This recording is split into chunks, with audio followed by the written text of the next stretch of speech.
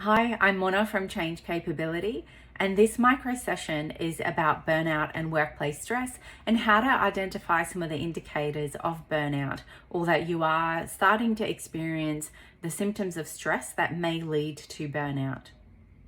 So this is for anyone in a workplace, whether you're in a leadership role or a staff member. There might be some useful tips in it for you. And of course, during times of change, we might be placed under more stress than usual. So it's particularly important to understand where our stress levels are at, so that we can continue to monitor our resilience and therefore change resilience. So our resilience when times are changing and our ability to explore new opportunities. So one of the models that I like to look at, this is quite an older model from about the 1900s.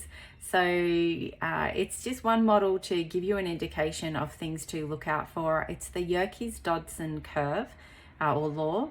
So it pretty much outlines that when we are under very low levels of stress or arousal, that we might experience periods of apathy or boredom.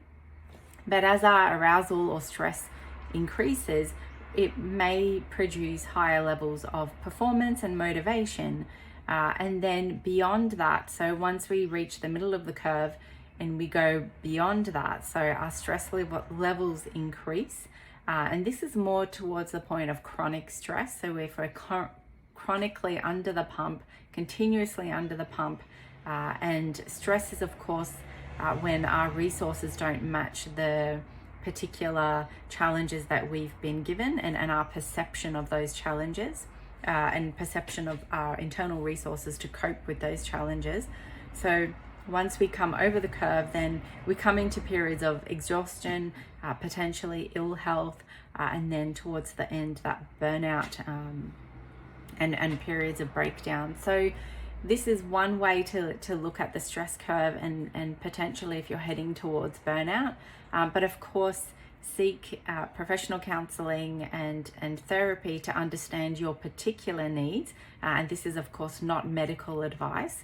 It's just to increase your understanding of the symptoms you might be, or the curve that you might be experiencing. Some of the potential work-related causes of burnout could be lack of meaningful work, monotonous or unchallenging work, a values misalignment, having little or no control over what you do at work, so little autonomy, potential lack of recognition, overly demanding job expectations, chaotic or generally high pressure environment on a continuous basis, cognitive overload, so mental overload from potentially too many things, having to learn too many things at once or in a short period of time. Maybe you've got short-term projects or challenging interpersonal dynamics that you're dealing with, again, on a long-term or continuous basis. And then also low psychological safety as well can lead to stress, and over time lead to chronic stress and therefore burnout. So there's various symptoms. There's mental symptoms you can look out for, lack of focus, confusion, overwhelm. There's emotional symptoms. So if you're feeling sad, if you're feeling unmotivated to want to go to work, or helpless that you're unable to actually change anything about the situation you're in.